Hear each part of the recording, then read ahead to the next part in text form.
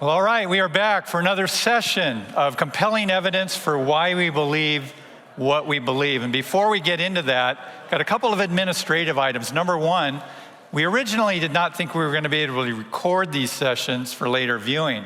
But due to the great work of Ron and Pastor Matt and Sade, those sessions are now available on the Confident Faith webpage of the PCC website, as will this one be and the ones going forward. Secondly, if you are online with us tonight, welcome.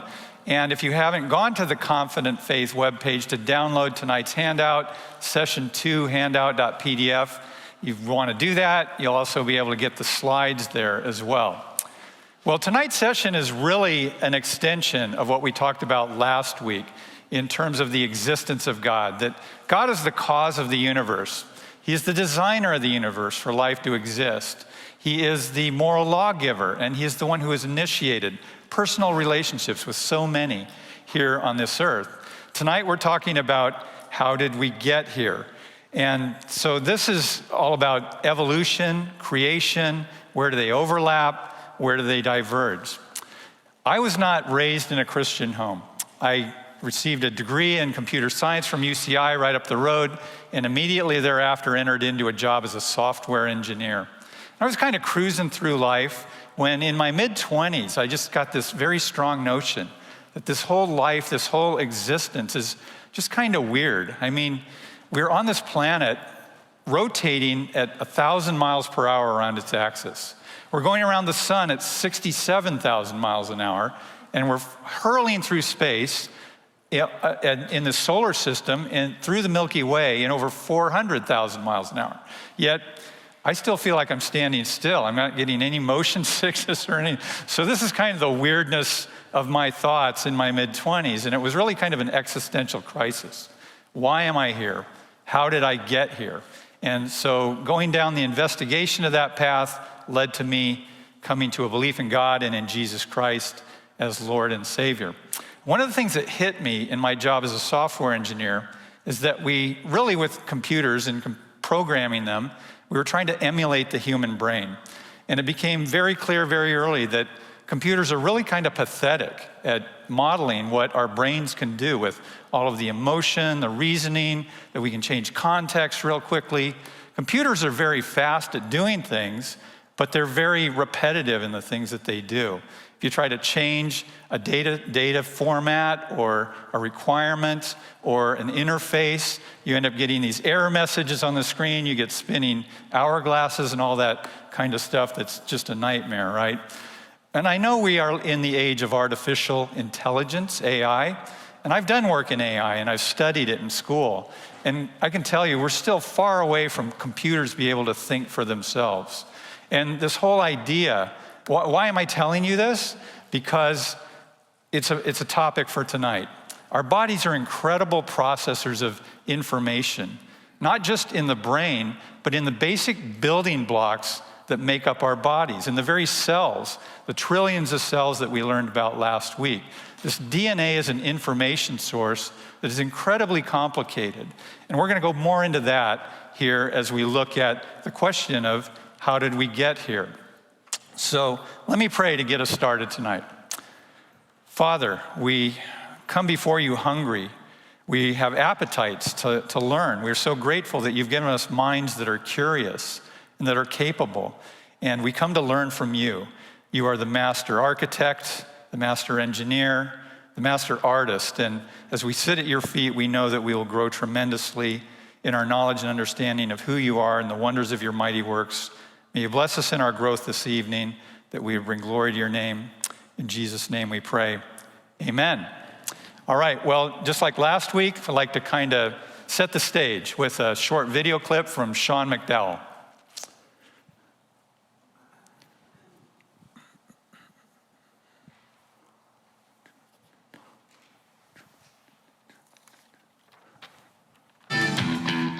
Can a Christian believe in evolution? Although this might surprise some of you, I think the answer is obviously yes. For one, I have many friends who are Christians who believe in evolution. I have no reason to question their sincerity or their relationship with God. Second, as long as you believe God is the creator, then the mechanism by which God created is secondary in terms of our salvation. So I find no reason to think that a Christian can't believe in evolution. But the more interesting question is, depending on what we mean by evolution, how do you consistently wed an evolutionary worldview with Christianity? This is where certain philosophical and theological questions come to the surface. So if we mean by evolution a blind, material, undesigned, undirected process, then it's hard to see how God could use a purposeless material process. Because you'd be saying God directed an undirected process. God designed an undesigned process. So if we mean by evolution the materialistic Darwinian blind processes, then I'm not sure how you wed those two consistently philosophically. And also if you mean that definition of evolution, then it raises some tough theological questions. Is there really a historical Adam? Was there a historical fall? And what do we mean by being made in the image of God? So look, I have no problem with somebody being a Christian in principle and believing in evolution. But it's where the devil's in the detail in the philosophical and theological questions that are important, how we consistently wed a blind material process with an intelligent process. That's where the questions and the problems really emerge.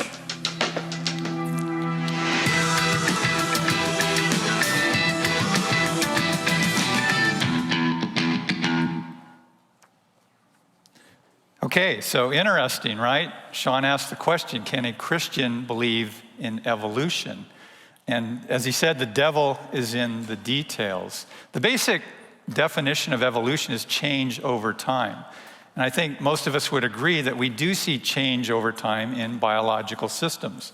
But when you start talking about a random, undirected process being the source for life and the development of life, that's where we have some serious questions. Now, Charles Darwin put out his theory of evolution back in 1859 in the book on the origin of the species, 160 years ago. And since then, scientists on the evolutionary side of things have done a lot of work, and they've changed their theories based on discoveries and things like that, to the point where now we have the neo-Darwinism. So that's kind of what we're going to cover tonight, is this neo-Darwinism. But at the base of that is still the basic ideas from Charles Darwin's book. And it's good for us to take a look at that just for a quick reminder of what that's all about. What you have on the slide is a page out of On the Origin of the Species from 1859 by Charles Darwin. It is Darwin's Tree of Life. Basically, the progression of complexity of life forms from a single-celled organism, which you don't see because it's off the bottom of the page there, but it reproduced into successive generations, and in those generations there were different kinds of organisms, and some of them were fit for their environment and continued to reproduce into further life forms, and some of them weren't fit for their environment, and they basically were discarded and went extinct. So here's two basic premises that we'll be looking at tonight from Darwinian evolution. Number one, that all life is descended from a common ancestor, single-celled organism. Secondly, the mechanism through which organisms get more and more complex in this tree is natural selection through genetic mutation, which is what I described. This is, so we ask the question, is this a possible mechanism for life to come into existence and life to develop?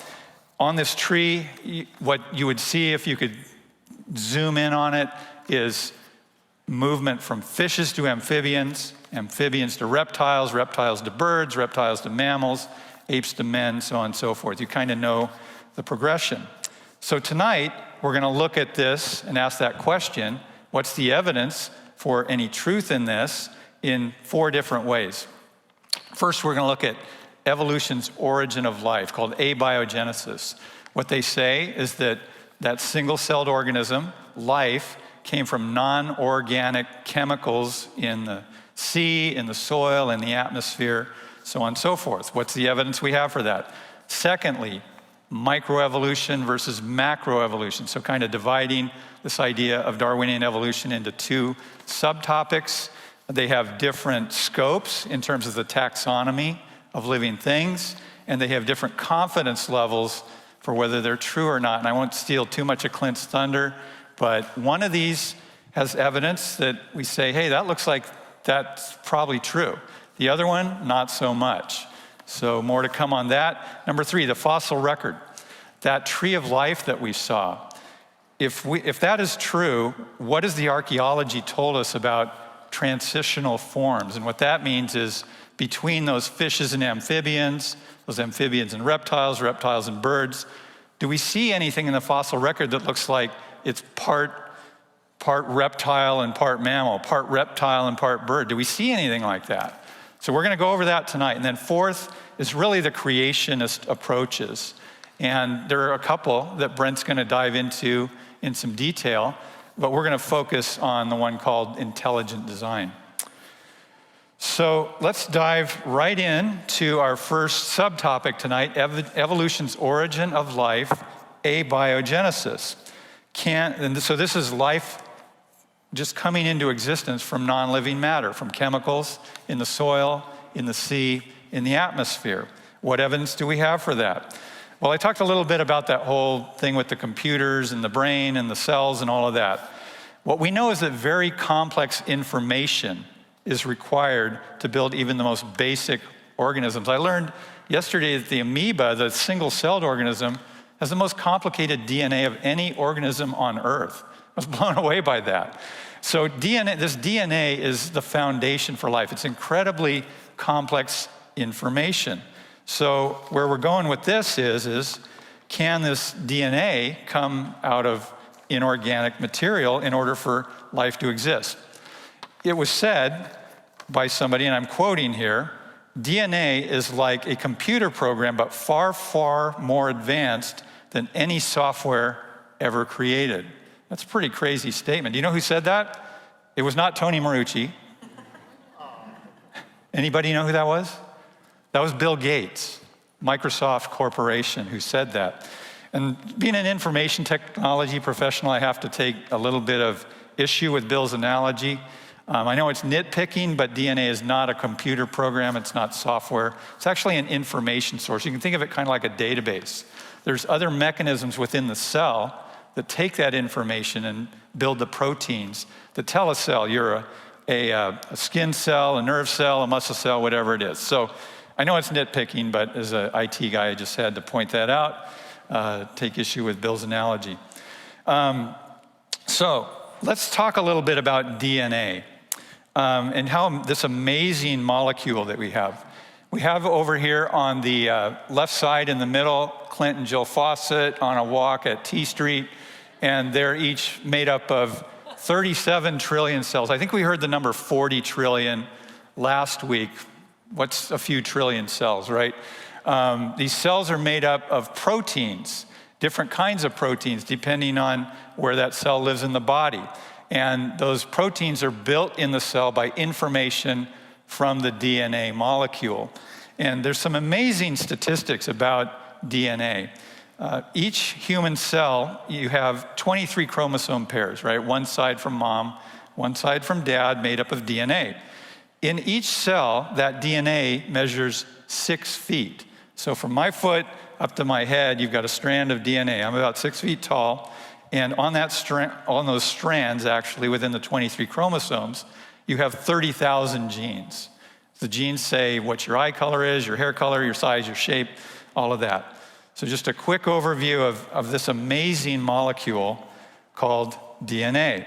So the question becomes, can unguided random processes of natural selection and mutation produce something as complicated as DNA? What does the evidence tell us? We're going to watch a video now that goes deeper into that. I'm going to warn you that the host of this video is wearing this mask. It's kind of a gamer vibe. It's a little bit creepy, but this mask is a powerful message at the end of the video. So check it out.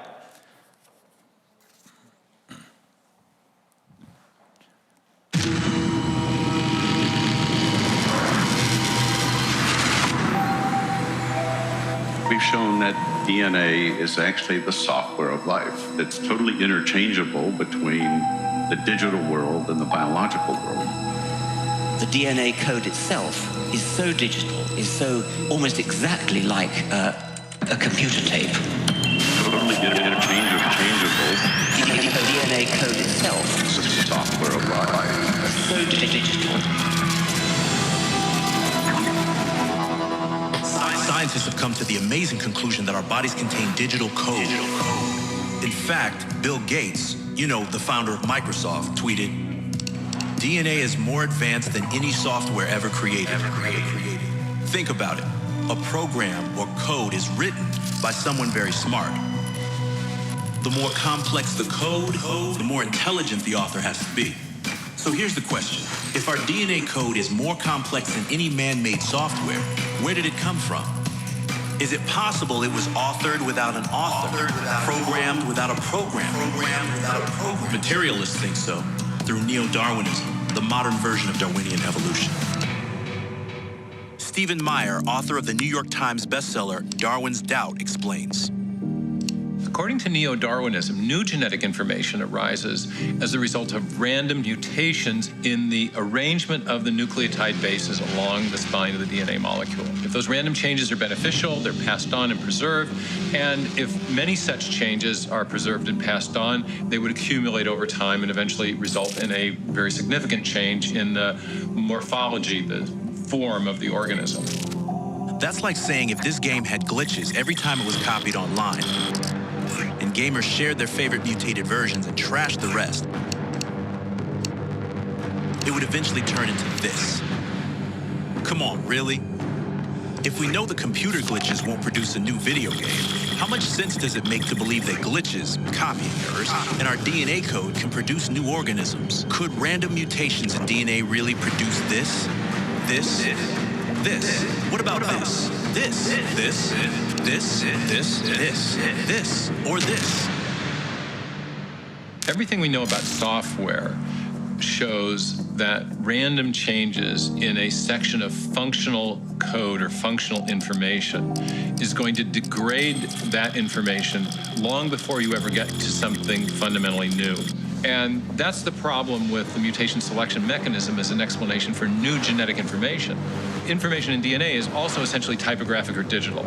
And there are far more ways to go wrong in arranging those characters than there are ways to go right. And so as you begin to randomly change them, you inevitably fall into a non-functional abyss long before you ever generate anything fundamentally new. So just how unlikely is it for random genetic changes to produce something new, even something as modest as a protein structure with a new function? One scientist performed experiments that enabled him to actually calculate the odds, and they aren't good. In fact, they're next to impossible. We caught up with a molecular biologist, Douglas Axe, in Seattle. In our lab work, we've asked how rare or how common functional proteins are within the space of possibilities. Doing experiments and calculations, we found that they're exceedingly rare, like 1 in 10 to the 74th power rare. To get a feel for those odds, imagine that somebody hid one atom somewhere within the Milky Way galaxy, and you, blindfolded by chance, are supposed to pick one atom and hope that it's the right one. Those odds would be better than the odds for the protein. Axe calculated the probability for all the chance mutations in all of the life forms on Earth for billions of years. And in all that time, he found they couldn't chance on even one new functional protein structure. Not one. 0. And keep in mind, it takes thousands of distinct proteins to build any kind of complex life, including humans. And many of these proteins are unique to each individual life form. So we go from improbable to basically impossible. The bottom line is that the mutation selection mechanism simply lacks the creative power to generate the new information necessary to build new organisms in the history of life. If the material processes of mutation and natural selection aren't capable of producing the biological information needed for life, then where did it come from? Our uniform and repeated experience, as Darwin himself pointed out, is the basis of all scientific reasoning about the past. So when we see information in a digital form in software or we see a paragraph in a book, and we trace that information back to its source, we always come to a mind, not a material process. That's part of what we know from our observation of the world around us, that information always arises from an intelligent source. So we can apply that knowledge to the question of historical biology. And when we see that information is the foundation of life, we can infer that the best explanation for the origin of that information is in fact also a mind, a conscious agent, not an undirected material process. When presented with evidence that conflicts with neo-Darwinism, most scientists cling to a belief in the blind process of evolution, denying what science has discovered. That at the foundation of life, there exists a code so complex and advanced that it defies chance. They make no room for the possibility that we were created by an intelligence far more sophisticated than the most genius of programmers. Instead, they choose to limit their investigation to a strictly materialist worldview. When faced with this evidence, how will you respond? We are not materialists. We see the human soul. We experience love. We live with purpose. We fight for justice. We acquire joy, and we be quiet no longer.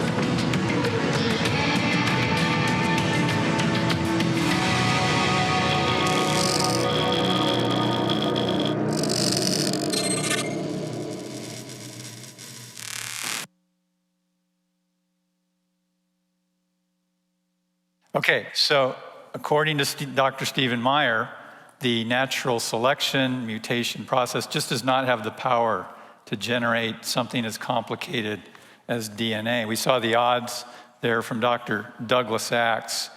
So on your handout, information always arises from an intelligent source. That's what Dr. Meyer said as well. And a couple more points there about DNA. Human DNA in a single cell contains more organized information than the Encyclopedia Britannica. Now, I haven't used an encyclopedia in a long, long time, but I remember that volumes and volumes and volumes of books. You could go there and get anything, any kind of information that you wanted about all kinds of things. It's organized. That's what DNA has more complexity than the Encyclopedia Britannica in one cell. The odds, and Douglas Axe pointed this out, the odds of one DNA protein molecule forming by chance from amino acids is 1 times in 10 to the 125th power, 10 with 125 zeros after it. Just wanted to mention too, I forgot to mention this at the start, but if you're not a huge fan of all the science, we're going to hit a lot of science tonight. The next 4 weeks, we're going to hit more evidence from history, philosophy, definitely scripture, some archaeology. But tonight, you're going to get a big dose of science again. Second point on the slide there, the prebiotic soup. This is what evolutionary scientists tell us as the name for the early Earth's environment. The chemicals that made up the sea, the soil, the atmosphere, they called it the prebiotic soup. It turns out that the Earth didn't contain much organic matter for life in that prebiotic soup. There was an experiment that was done in 1953 by Stanley Miller and Dr. Urey. And many of you may have seen this in your high school science classes, where they put together water, ammonia, hydrogen, and methane in a jar. That's what they thought the early Earth's environment was like, in the seas, in the atmosphere, so on and so forth. They then hit it with sparks to simulate lightning, and they actually produced some brown sludge, which had some very rudimentary amino acids, which are the building blocks of proteins, which could then, arguably go to DNA. The problem is that since then, scientists have discovered that the early Earth's environment had none of these water, ammonia, hydrogen, methane that they used in the experiment. Had almost no organic matter whatsoever. Nitrogen levels were very low. So scientists on both creationist and evolution side have kind of abandoned this idea that the Miller-Urey experiment actually showed that you could get life from non-life, which is what evolutionists thought when the experiment came out in the 1950s. They celebrated, but it's kind of been disproved since then. Last point, There is no direct empirical evidence for abiogenesis. They've tried to make it happen in laboratories. And every time they've had to use intelligence to conduct the experiment, to change the parameters. And even in that, they get very minimal chemical combinations that lead toward amino acids and proteins. In fact, Stanley Miller himself, when he got his brown sludge, he removed chemicals that were detrimental to amino acids. So a lot of this information, I just wanted to draw your attention to the resources section on your worksheet. A lot of this and other information we're going to go over tonight is in this book by Lee Strobel called The Case for a Creator. I'd highly recommend it. Really easy to read, but just to give a shout out to our resources section. So back to the question. Can random, undirected processes, natural selection, mutation that we know about from Darwinian evolution, can they bring life into existence from non-living matter? The evidence is there. I'm going to turn it over to Clint to talk about macro-microevolution. Well, I don't have the evidence, so don't ask me. Let's springboard off of what Sean asked in his video. Is evolution true? I would answer yes and no. What was alluded to earlier, that evolution, simple definition, change over time, it's a misunderstood term for sure.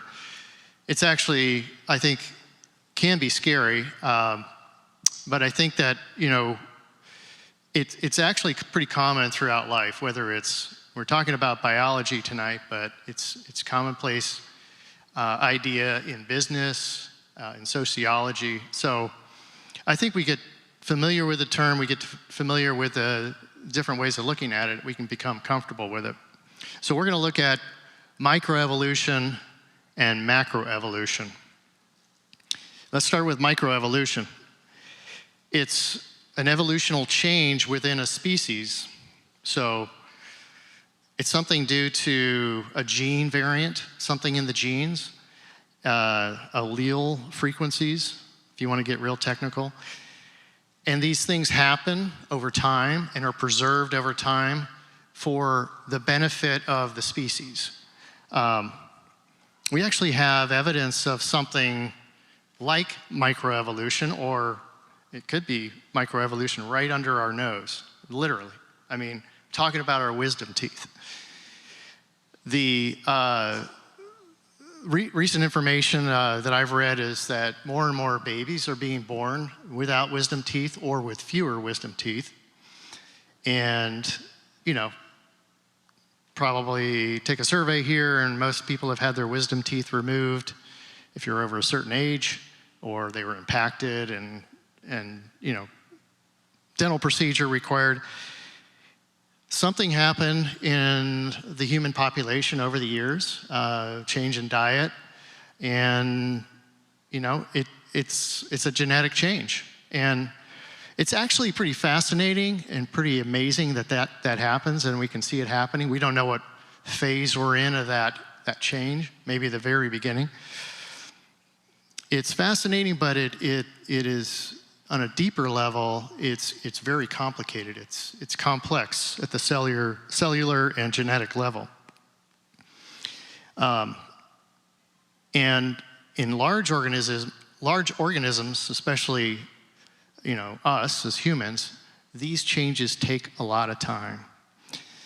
And what's interesting when I read what we read about Charles Darwin when he proposed his theory of evolution, he didn't know about these complex changes in the genetic code. But another thing that we know about it is nothing's happening in the basic DNA structure. So this is microevolution. We have substantial evidence that proves that microevolution is a fact.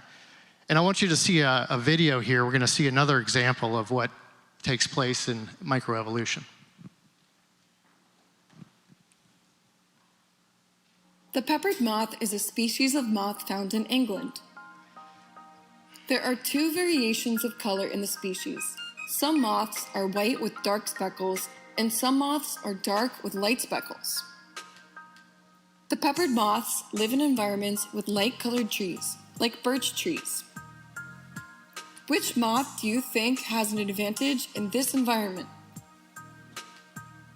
Can you find the moths?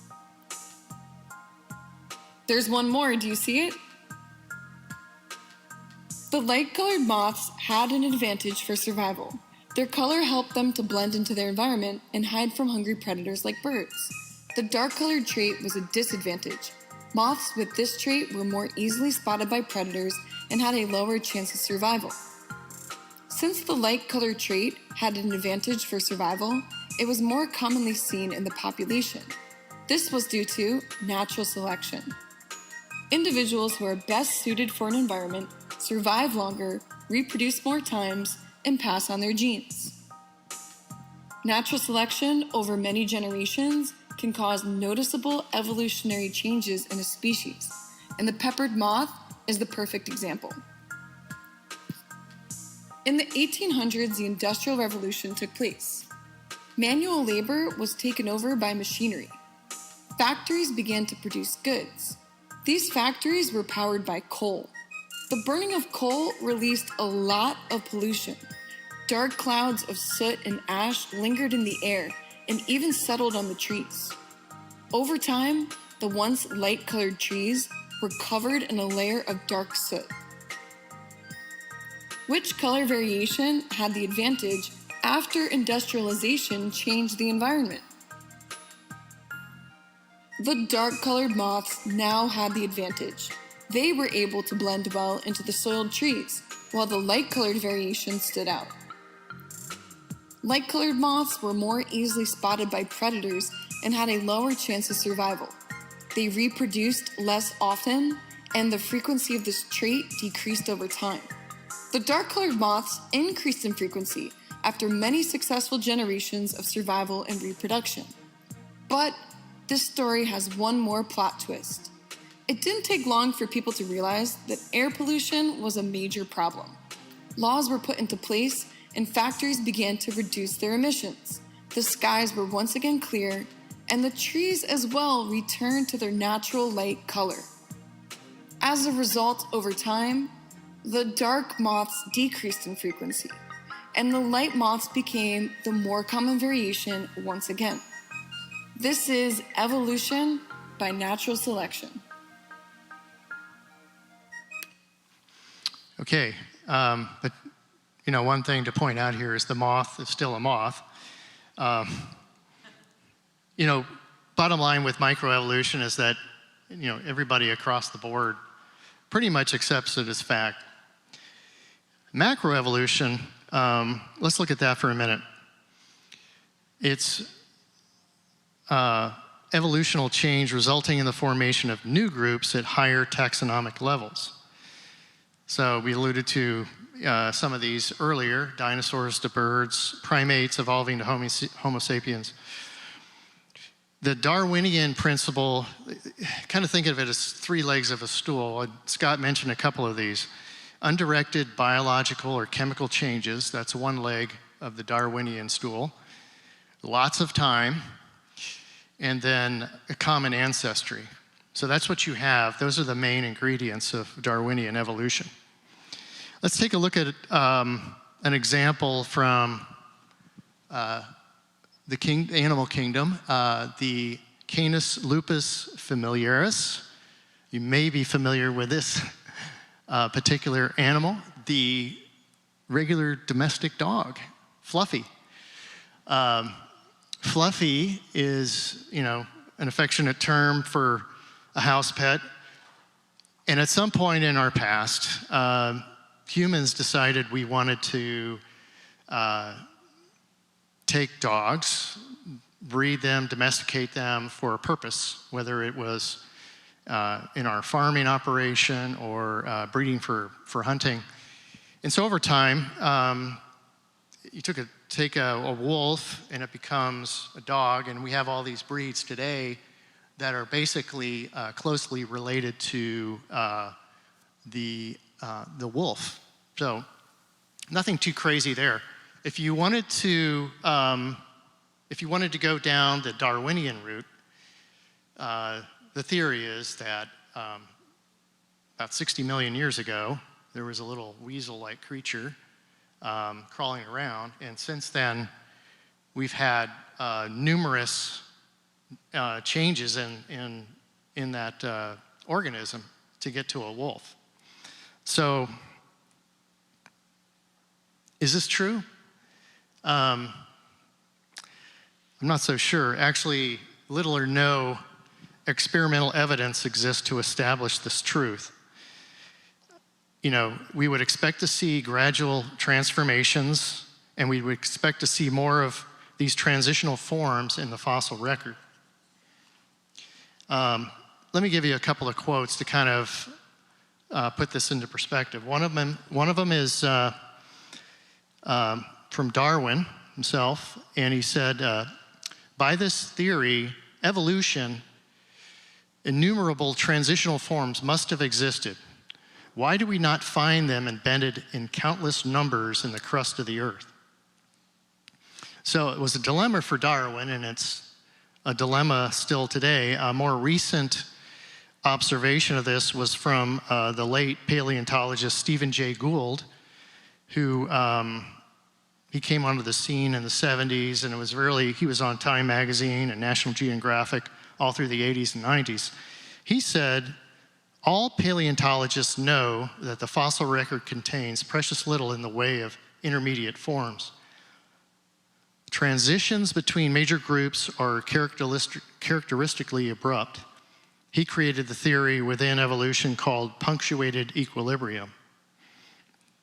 Beyond this, there are other significant obstacles to macroevolution: the fossil record, genetic limits, which we alluded to. It's very, very challenging. Irreducible complexity, we talked about that last week. And this idea of the transitional forms and their viability. How do they survive when they're in the middle of this transition? So we are, our defense is that observed evidence actually points in the direction of design. Many of the features that are, present in the fossil record that are interpreted from an evolutionary perspective have ready interpretation from a design perspective. Here's another way to look at it. Let's check out this video.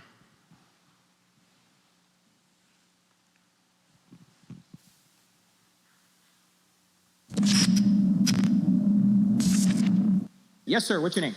Carson Filament. Carson. Go ahead, sir. I was wondering if the hopeful monster theory fits into the Bible at all.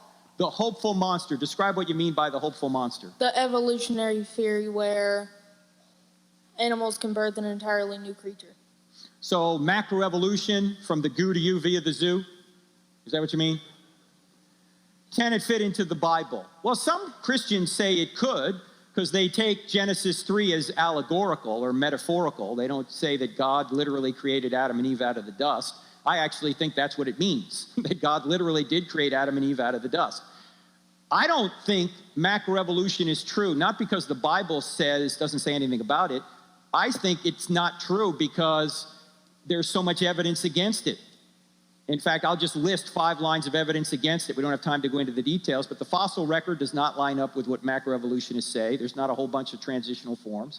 There's genetic limits to change that we can't even break with all of our intelligence. Think about breeders that try and breed different types of dogs. They can only get so far in the genus of dogs, but even using all their intelligence, they can't make a cat or something outside of a dog. Well, if using our intelligence, we can't break genetic limits, why would we expect a non-intelligent process like natural selection to do so? Thirdly, there's something called irreducible complexity, that things can't evolve gradually in a step-by-step process. Everything has to be in working order with all the parts in the right order in order to have function at all. Fourthly, there's this thing out there known as epigenetic information, which is the structure of the cell. You could mutate DNA from now till doomsday, you'll never get a new body plan because you need structural changes. Just like if you were to have a software program, say it's a home design program, that could spit out a plan on how to build a home, but do you have a home with just a software program? No, you need structural materials like nails and wood and cement and those kind of things. So you need those things in order to have any new life form. That's four. I can't remember the five right now, but there's a lot of evidence against a macroevolutionary worldview that I just don't think it holds up.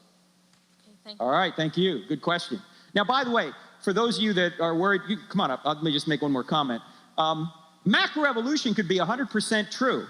I don't think it is, but even if it were true, that you don't get rid of the need for God.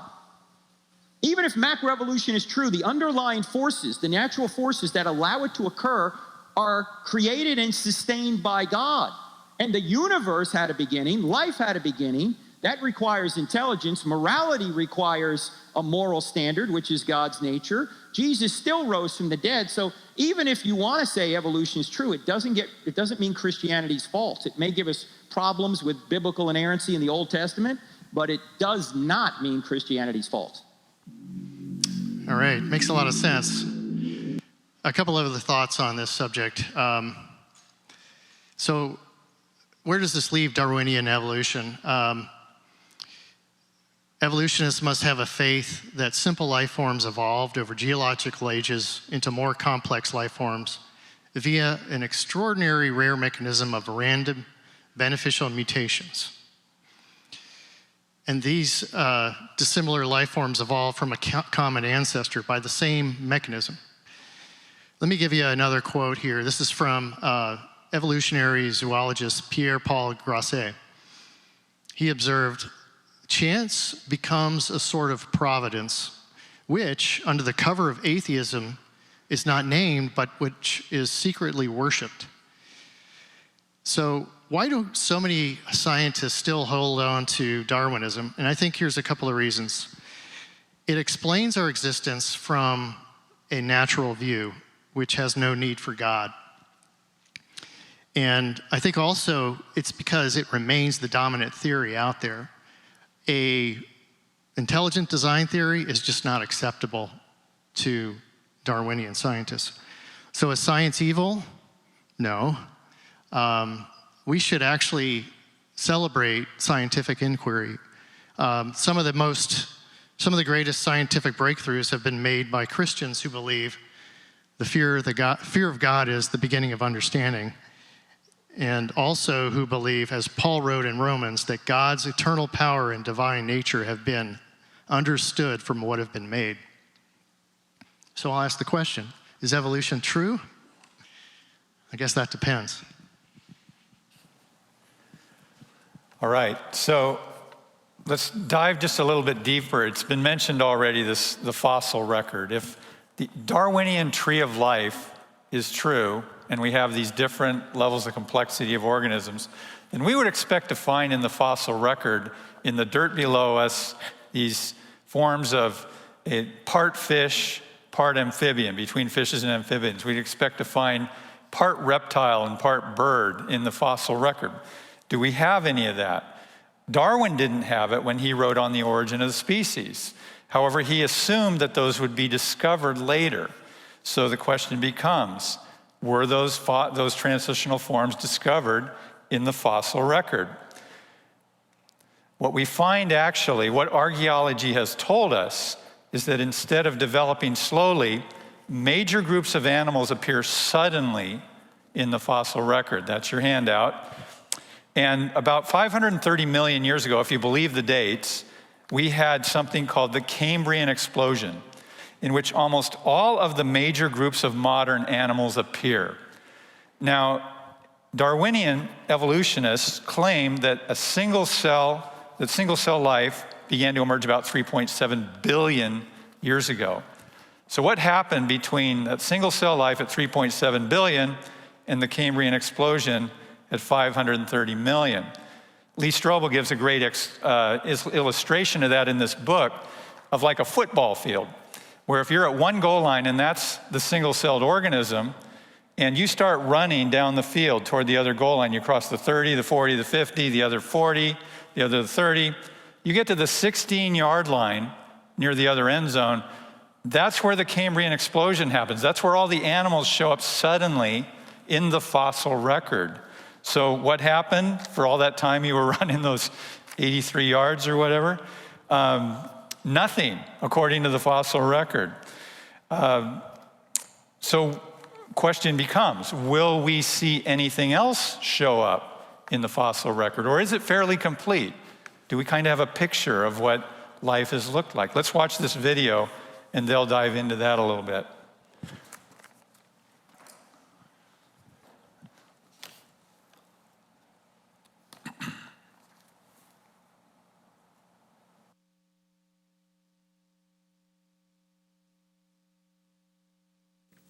Dr. Meyer, we're glad that you're here. And today I want to begin with a clip from Illustra Media's beautiful documentary movie, Darwin's Dilemma, which gives a quick summary of what scientists have found in the fossil record over the last 150 years. I want you to listen. During the past 150 years, fossil hunters have searched the Earth for the many transitional links Darwin's theory requires. If I sent you on a treasure hunt and said, what I really want is this, you're going to go out and look for this, whatever it happens to be. Well, if you come at the fossil record with a Darwinian expectation of an abundance of transitionals, that's what's going to get you a professorship. You find those transitional forms. So all over the world, in countless outcrops, people have been looking for those forms that would capture the major transitions in the history of life. This search has extended from the walls of the Grand Canyon to the shores of the Irish Sea. And as countless specimens have been excavated, one question endures. How complete is the Cambrian fossil record? I think the Cambrian fossil record is surprisingly complete. I think it may be more complete than we realize. The reason for that is, for instance, if you look at the stratigraphy of the world, if I go and collect Cambrian rocks in Wales and find certain fossils, if I then go to China, I don't find the same species, but I find the same sorts of fossils. If I go into Carboniferous rocks, I go to Canada, they're the same as what I find in this country. So there is a clear set of faunas and floras which take us through geological time. The overall framework is falling into position. There's no question that if you dig and sample more, you're going to find new kinds of fossils. But generally speaking, the fossils that we find fall into groups that we already knew about. When you see that, what I think nature is telling you is you've got a pretty good sample of the history of life on Earth. The groups that you already had established are the ones that capture the new fossils.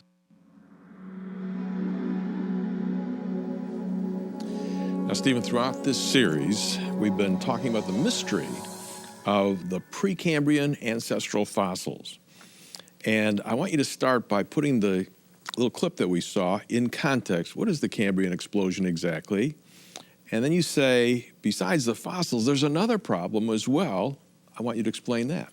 Right. Well, we have been talking about the Cambrian explosion and a doubt that Darwin had about his own theory, not whether the theory was true. He was convinced it was, but he was concerned that his theory couldn't explain all the evidence, including a key piece of evidence about the origin of animal life on Earth, and that is what the Cambrian explosion is all about. It's the sudden appearance or the abrupt appearance in the fossil record of most of the major groups of animals that have ever existed on Earth. If the fossil record is incomplete, significantly incomplete, then we could say, well, you know, those missing ancestral fossils in the Precambrian rocks that we expect to be there given Darwin's theory maybe just haven't been found yet. That was something that Darwin thought was a possibility to explain this abrupt appearance of fossils in the Cambrian period. He thought, well, maybe the missing ones in the lower Precambrian layers are only missing from our point of view, that we just haven't found them yet. We haven't looked hard enough. But 155 some odd years later, that's not a very plausible explanation, especially as several of the scientists were saying in the previous clip, especially since the pattern of fossilization that we find just keeps getting reinforced by new fossils. And the new fossil finds have also made our awareness of just how explosive the Cambrian event was, what we've learned is the Cambrian event is even more explosive than Darwin realized, because there are many new forms of life that have emerged, but they too are lacking discernible ancestors in the lower Precambrian strata. So the fossil evidence has created a big mystery. I call that in my book, The Mystery of the Missing Fossils. But as you allude to, there's also a second and deeper mystery, and that is the mystery of how the evolutionary process could have built these animals. It's an engineering problem.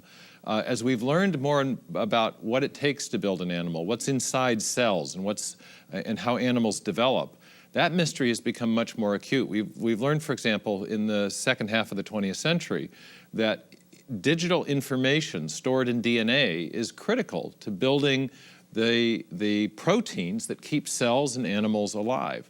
So when you get a big explosion of new animal form in the fossil record, you're really looking at evidence of a big explosion of information, of digital code, literally. And so that raises a big question: where does that come from? On top of that, when we're looking at an animal, we're looking at something like a body architecture, what scientists call a body plan, which is a unique arrangement of body parts and tissues. So DNA is really necessary to build the small components called proteins that are inside cells that keep cells and animals alive. But we've now learned that there are additional levels of assembly instructions necessary to organize cells into tissues, and tissues into organs, and the organs and tissues into these larger body architectures. And that has raised a second and even more profound question about where these body plans come from and how they would have been built by the evolutionary process. Okay, so according to the video and the scientists there, it seems like we have a pretty complete record of the types of animal groups that have been found in the fossil record, and the new ones that are found continue to fall into those groups. So why do evolutionary scientists still tell us that there are transitional forms? I mean, they're taught in our universities, they're taught in our schools. Why do they still say that? Let's take a look at some of the ones that are kind of the more famous ones, and some of these you'll be very familiar with. That first bullet point is just kind of all of the different major layers in the Darwinian tree of life. The invertebrates to vertebrates, fishes to amphibians, so on and so forth. Down at the bottom of that list, you see reptiles to birds. Quite a few years ago, they found an organism called the Archaeopteryx, which was supposedly a transitional form between a reptile and a bird. It had bird wings, it had feathers, but it has a lizard-like tail and claws. So they thought this is a transitional form between a reptile and a bird. Since that time, scientists pretty much across the board have decided this is an extinct bird. And this is kind of what happens. This is kind of the script that it goes through. It's claimed as a transitional form. More science is thrown at it, and it was really either a bird or a reptile. What is probably more familiar to all of us is this whole idea of apes to men. And what are the transitional forms of apes to men? And I know my list here is a little different from your handout, but let's look at a few of these and see what was found and what was concluded, and then decide from the evidence what we think. Ardipithecus ramidus, or Ardi, found in Ethiopia in 1992, had characteristics of a chimpanzee, but according to evolutionary paleontologists, Ardi walked upright. What was found? 110 bone pieces over a 30-foot area, and it took a decade to reconstruct Ardi, most of it digitally, because the find of the bones was in such poor shape. The bones crumbled to dust when they were touched. One of the archaeologists called it roadkill. So for me personally, not a lot of confidence there. But Ardi was the size of a chimpanzee. Ardi had the brain size of a chimpanzee, and there were no neck vertebrae found. Now that's significant because apes walk like a knuckle walk. You've seen that. And so their spine enters the cranium at an angle, whereas we humans, our spine enters the cranium straight up. So they don't really know whether Ardi walked upright or not. They kind of conclude that from pelvic bones and things like that. So the question goes to you: transitional form, chimpanzee, human being. I'm leaning toward chimpanzee myself based on the evidence that's there. Let's look at Lucy. Probably one that you've all heard about, Lucy, right? So Lucy was found in Ethiopia in 1974. Again, evolutionary scientists claiming that Lucy was a transitional form because she had monkey-like features, but she walked upright. What was found? Hundreds of small bone pieces over a 160-foot area that were glued together to make 47 skeletal parts. So about 20% of her skeleton was found. And you can see on the slide here, this is the bones that were found for Lucy that were glued back together from those hundreds of pieces. On the right, you see a reconstruction of Lucy. The white parts are plaster. The brown parts are the actual bones that were found. Look at the skull. Looks like a lot of imagination went into that skull to me based on what was found. Lucy was 3.5 feet tall, weighed 55 pounds, about the size of a chimpanzee, and the skull entered, or the spine entered the skull at an angle. So what did we just learn about that? Knuckle walk, right? Inner ear was like that of apes today. So, question goes again, transitional form, chimpanzee, human being. I'll let you decide. The ones that they say are human, but were a distinct species of human, not humans like us, the Homo erectus, the Heidelberg man, the Neanderthal. The reason they say these were different species of human is because they had different sizes, dimensions to some of their body parts, their craniums, their hips, pelvises, things like that. But they all had tools, they all did artwork, they all had community, they all walked upright. So they were some kind of human being, but were they that different from us? I mean, we can go around the world and see people with different dimensions to different body parts. So whether these were different kinds of human beings, I don't know. The evidence just is not terribly convincing for me. Now, with all of the hype around evolutionary transitional forms that we hear from evolutionary scientists, you would think that there were just tons and tons of these skeletons found all over the earth. And it's just overwhelming evidence that we had apes that evolved into men. Well, what I found is a quote from a gentleman by the name of Ian Tattersall. He is the curator emeritus of the American Museum of Natural History in New York. Very prestigious museum. This guy's the top curator. And he was asked, what about the size of the total archive of early human bones? And this is what he said. The whole of our understanding of human prehistory is based on the remains, often exceedingly fragmentary, small things, small bones, of perhaps 5,000 individuals out of the billions of people that have lived on this earth. You could fit all of it into the back of a pickup truck if you didn't mind how much you jumbled everything up. So all of the bones they found to tell us that we came from apes, you could put in the back of a Ford F-150. Doesn't impress me. I don't know. Maybe it impresses you. Doesn't impress me. I'm going to turn it over to Brent to talk about creationist approaches. Thanks, Scott.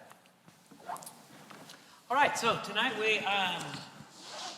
I'm going to talk with you a little bit about, like we said, creationist approaches, creation-based approaches. So probably the best place to start would be at the beginning.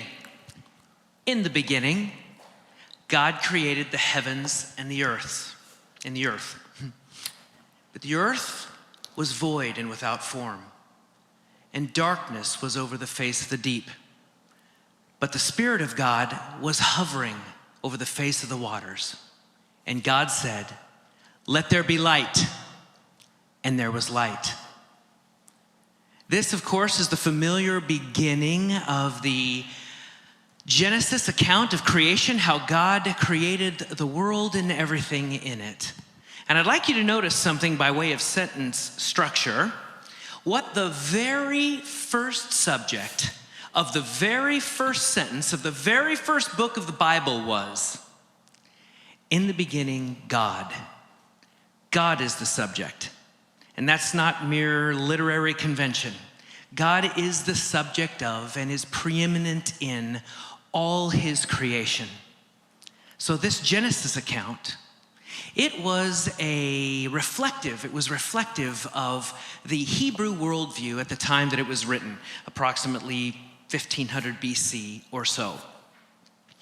And this worldview was a competitive worldview, meaning that it was competing against other worldviews at the time. We had the Greek worldview that said that the earth was the playground of the gods and that men were the gods' playthings.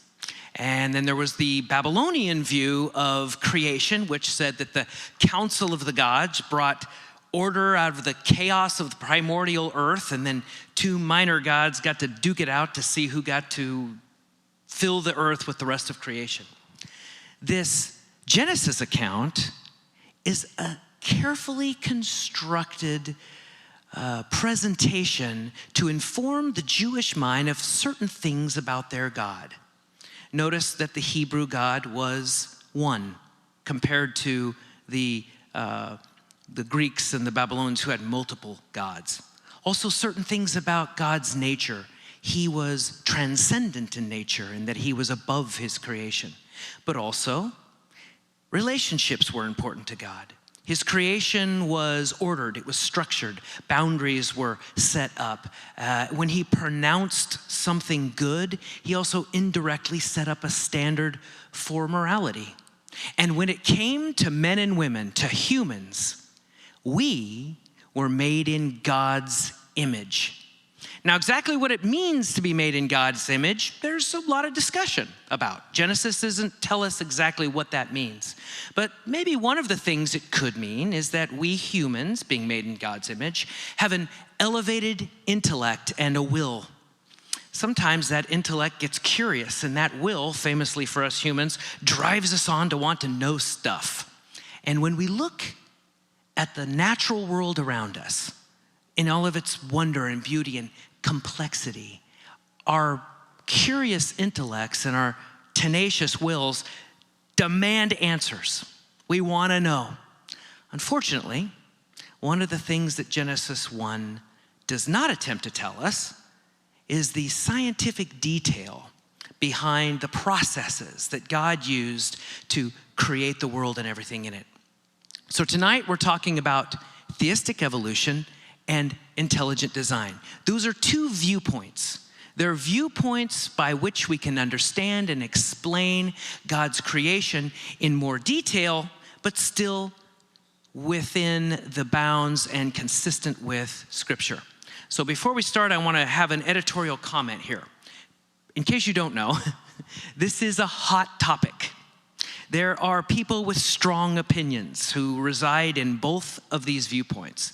People who are also committed followers of Jesus and serious scientists that reside in both of these viewpoints. So I want to ask you to please resist the temptation to belittle one viewpoint versus another because it doesn't happen to be your viewpoint. Instead, with charity, we will learn together this evening and grow and be armed with knowledge. So let's start with theistic evolution. Here's a definition of theistic evolution.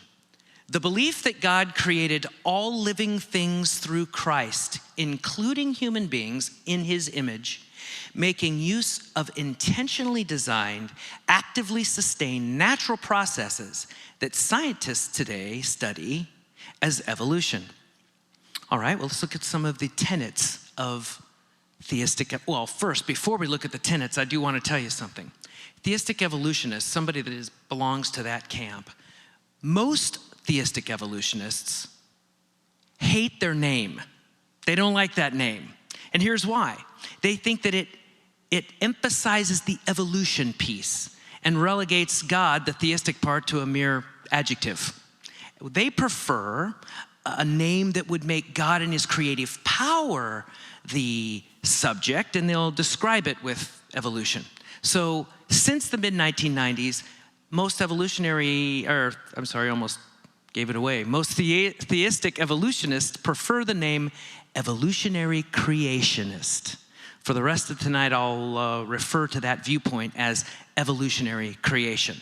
So the tenets of evolutionary creation. The first one is evolution is a scientific theory, not a worldview. There's a nuance here, and I'll see if I can explain it. This is an evolutionary creationist's attempt to distinguish himself from other groups that hold to evolution. Many atheists today think that evolutionary theory negates the need for God in understanding the natural world. And because of that, they hold up evolution, and in particular, they'll call it Darwinian or neo-Darwinian evolution, as proof that they can look at the world the way they want to see it, their worldview, which is no God, no accountability, and as famous atheist Richard Dawkins said, nothing but blind, pitiless indifference. An evolutionary creationist does not agree. An evolutionary creationist's worldview is that God is the creator and sustainer of life.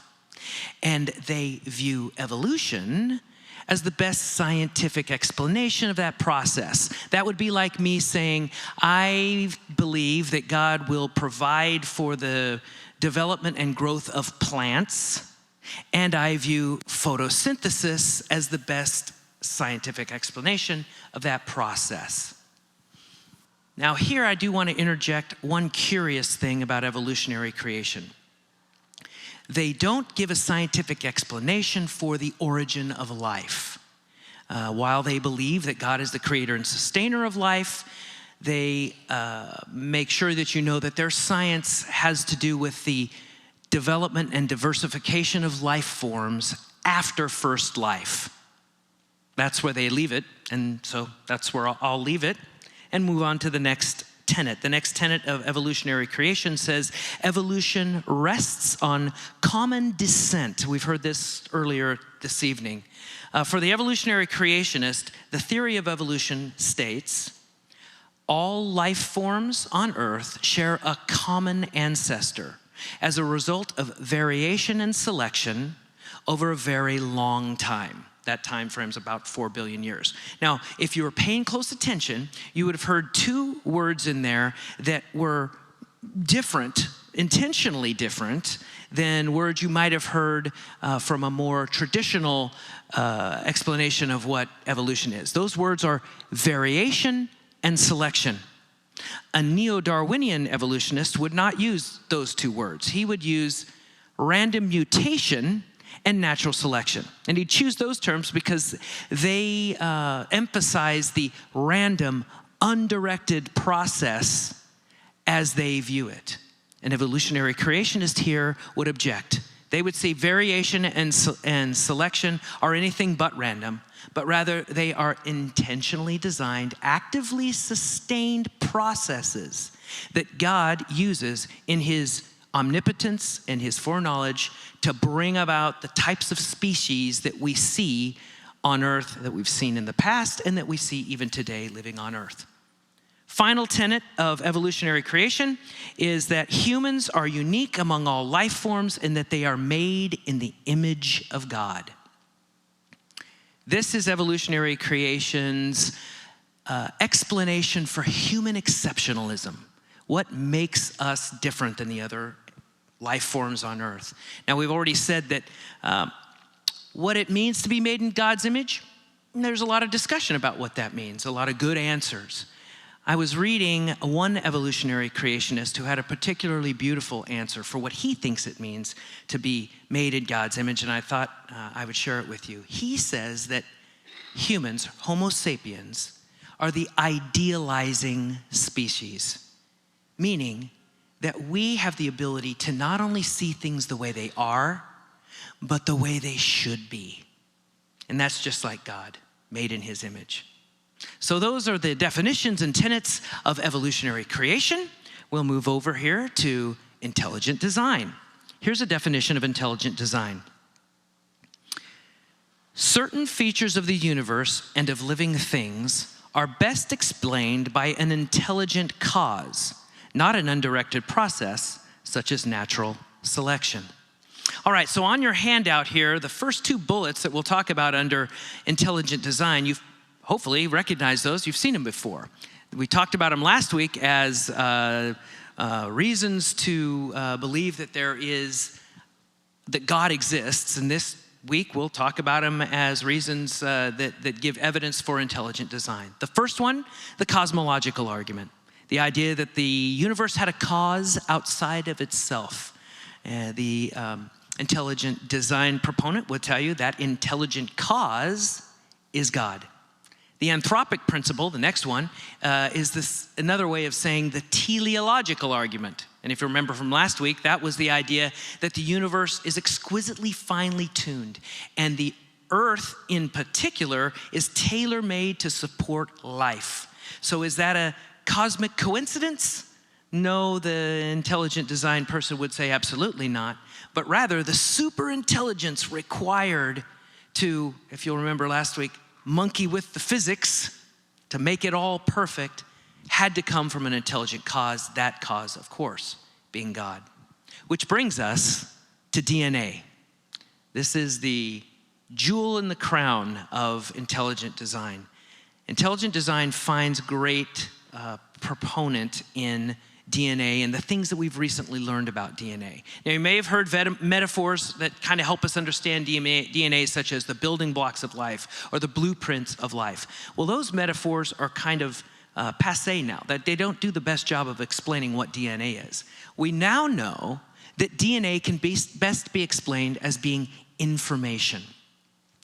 To give you a quick overview, that information in the nucleus of your cells is used to inform the cellular processes of what types of different proteins they should produce. And those proteins become structure to help a cell specialize in the type of cell that it becomes, whether it's a muscle cell or a nerve cell or a blood cell. Okay, that process is extremely interesting.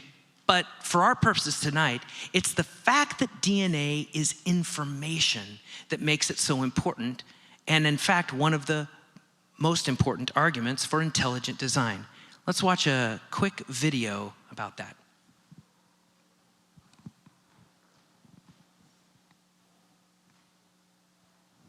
As a scientist, microbiologist, biochemist, as a geologist, neuroscientist, physician, Biologist and an engineer. I think there is overwhelming evidence for intelligent design in nature. I see intelligent design in the history of life, in the genetic code of life, in the molecular machines inside our cells, in the complexity of life, in the information embedded in living things, in the operation of the human brain, in the features of the human body, in the chicken and egg causal circularity of life. As a mathematician, I see great evidence of purpose in the universe.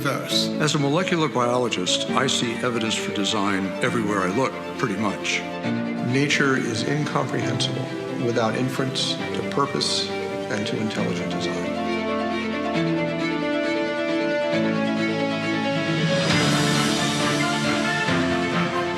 The properties of the universe as a whole, and our planet in particular, were fine-tuned for our benefit and for our survival. In my view, the fossil evidence clearly points towards intelligent design. I see life as designed because when I look at life at the molecular level, I see exquisite engineering. all cells contain DNA, which include lots of information. And information is only the product of a mind. Darwin thought living cells were just blobs of jelly, but when I look in a living cell, I see evidence of factories, machines, three-dimensional architectures, enormous amounts of encoded information. There's power generators, there's manufacturing plants. Life contains many features that we know from experience only arise from the activity of intelligent agents. The genetic code is like a software program. It's like somebody would have had to be a coder, would have had to form this particular genetic code. When I see that order and design, I have a really hard time believing that random mutation and natural selection alone can cause the complexity and the diversity we see in life. When you look at nature at large, what you see is incredible examples of innovation which surpass human technology. Examples include the flight capabilities of a hummingbird, sonar and bats, and greater innovation always implies greater intelligence from a designer. If you read the message from the molecules, it's really clear. They say clearly, intelligent design, intelligent design, intelligent design is the source of life.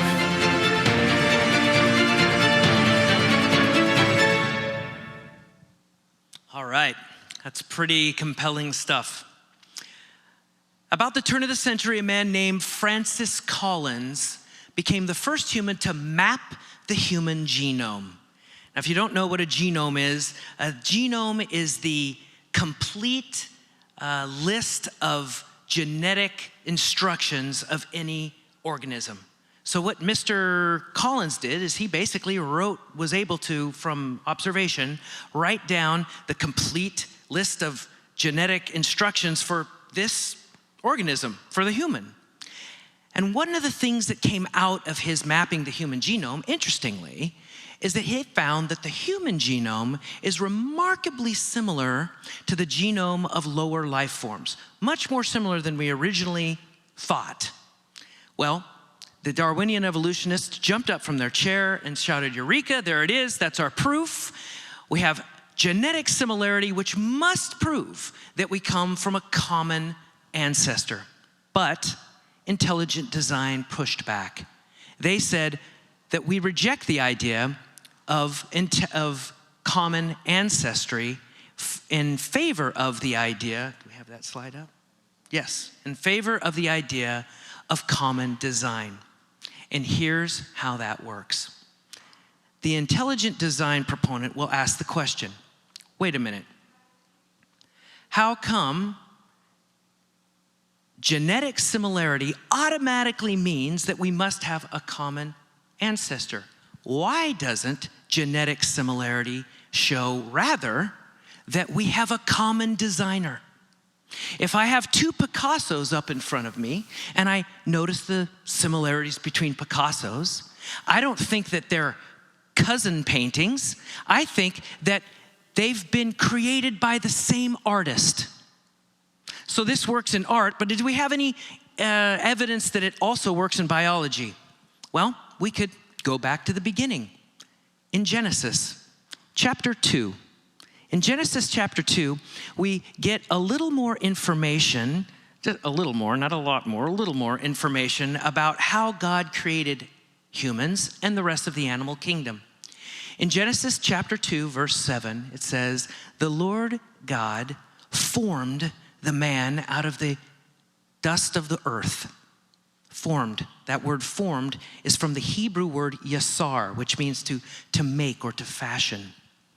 We see that word again about 12 verses later in verse 19, where it says, "And then the Lord formed the beasts of the field and the birds of the air out of, again, the dust of the earth." So what is this saying?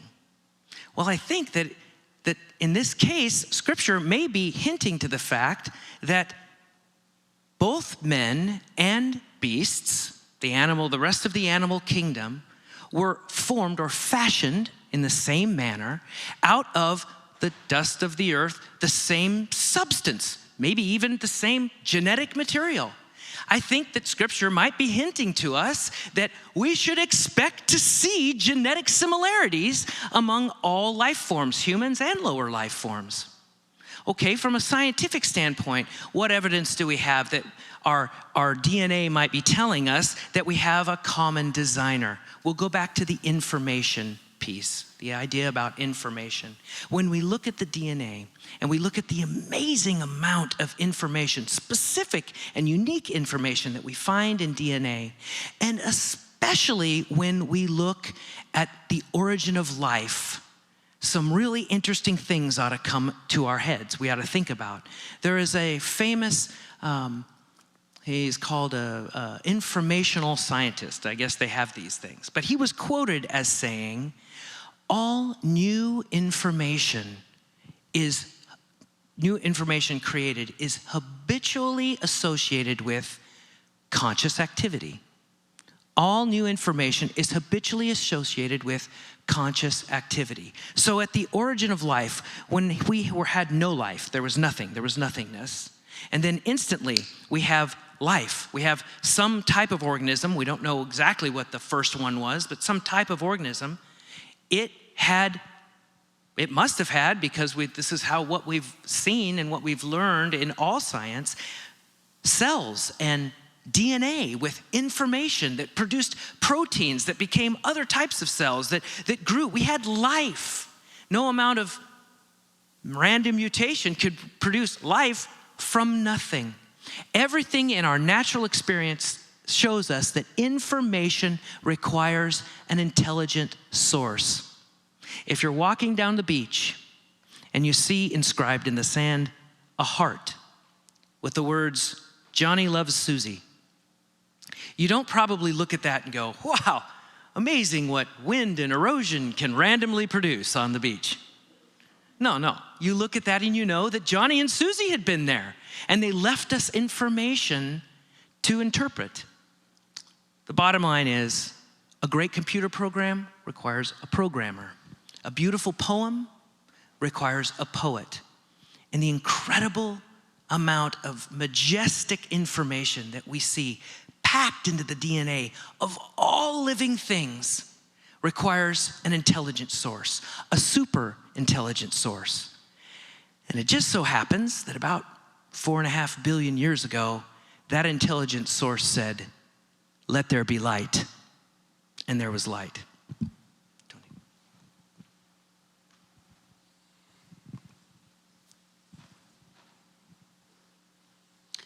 Wow. Good evening. I'm not the showman that Brent is, but, and I know a lot of you are kind of reeling from the amount of information that we've just received. I grew up in the 70s, 80s. That's when I went to school, in 80s into the 90s, actually. And a lot of this stuff that we talked about or debunked today was professed then. But I think as we saw tonight, and the time between now and then, the God of the gaps, as some scientists would call it, has been filled with more information, not less. We saw how, Scott alluded to it earlier today, and Brent just finished up with it.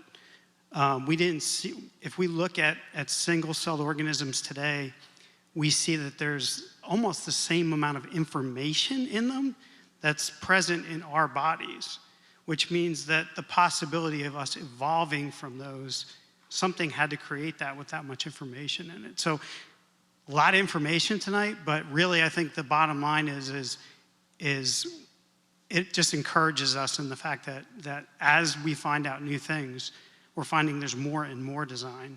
I mean, we didn't even talk about epigenetics tonight, and Scott alluded to it a little bit, but now there's an entire field of epigenetics which actually goes into, okay, well, how is that DNA unfolded every time a cell reproduces, and then how is it refolded, and how is the information taken from one piece, and we don't even understand the mechanism of how that happens now. So we're talking about an extra layer of information. I mean, we drank through a fire hose tonight. If we were to talk about epigenetics, we could talk probably for another half hour at least. So with that, I just want to open it up to questions. And something that kind of struck me this week is all this information is great, but the average person is probably not going to walk up to you and ask you to go into the kind of details we went into tonight. So something I learned kind of earlier in my walk is don't go slam people with this information if they don't ask for it. We do all this to prepare ourselves for an encounter where somebody might kind of stand up a small argument where they're like, oh, well, evolutionary theory can explain everything. And you might be able to spout out a few things. Well, I've heard this, and kind of put a chink in their armor and make them think about it. And oh, by the way, apologetics is an ongoing process. It's not like a one and done. Okay, well, I just throw my argument back at you.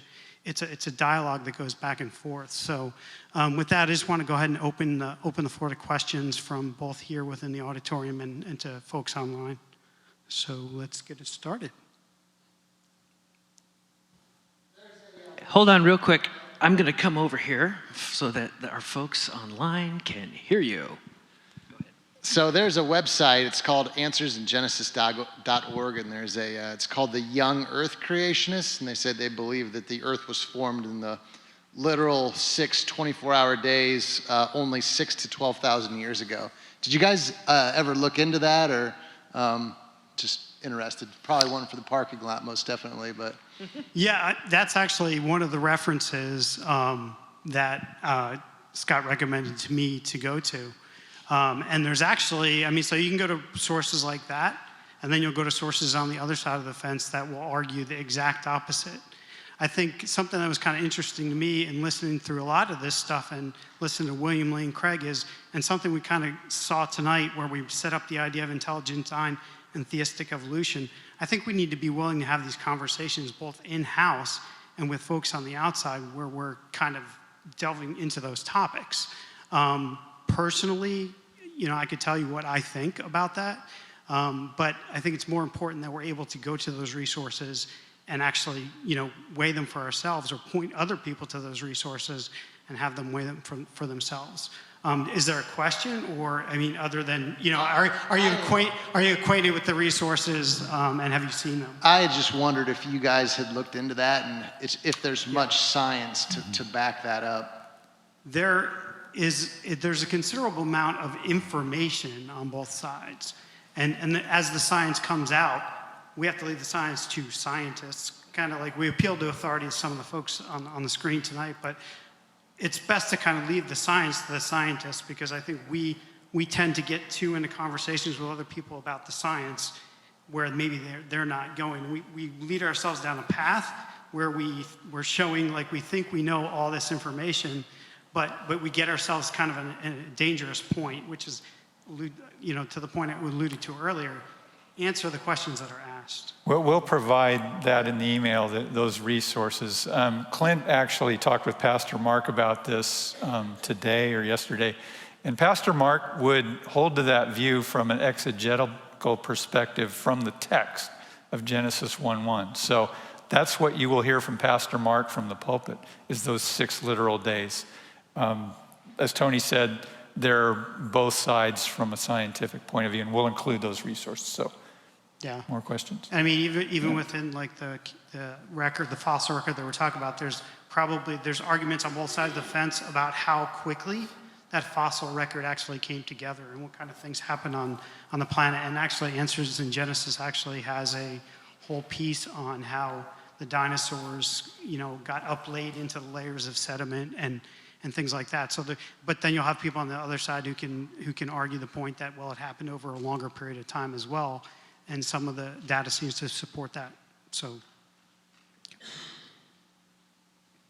I think there was another question that's here back there.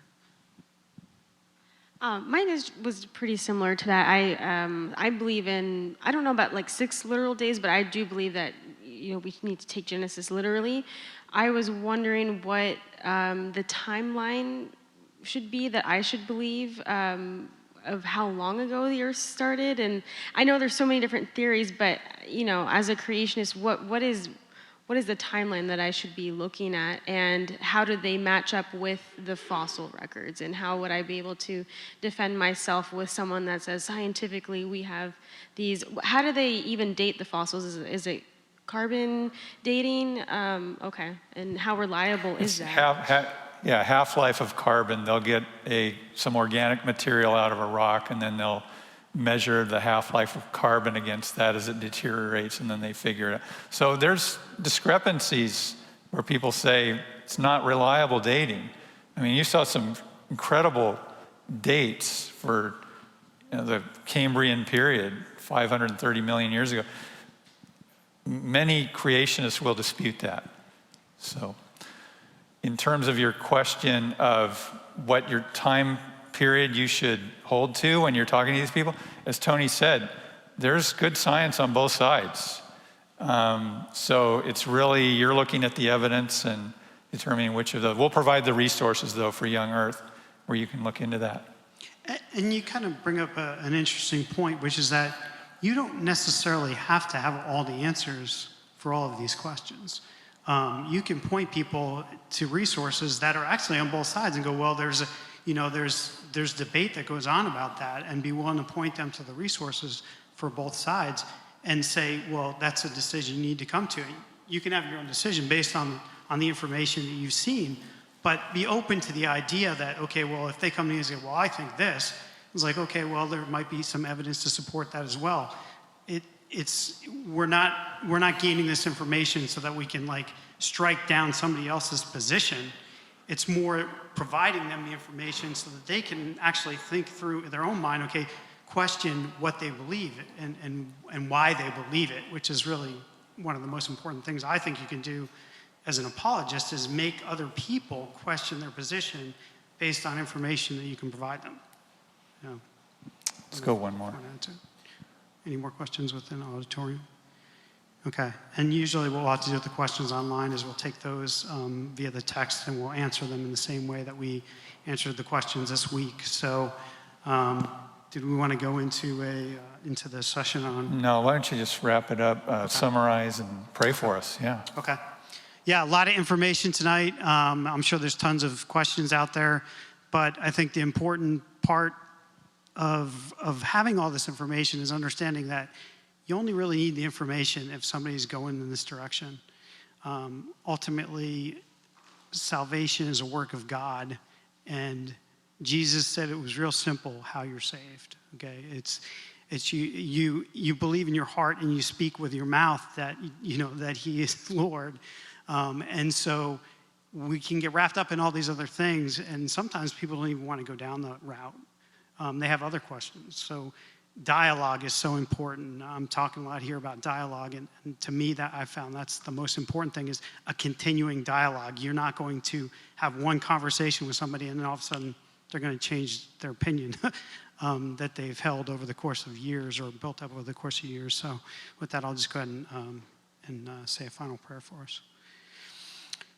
Lord, thank you so much for this time. Thank you for our minds.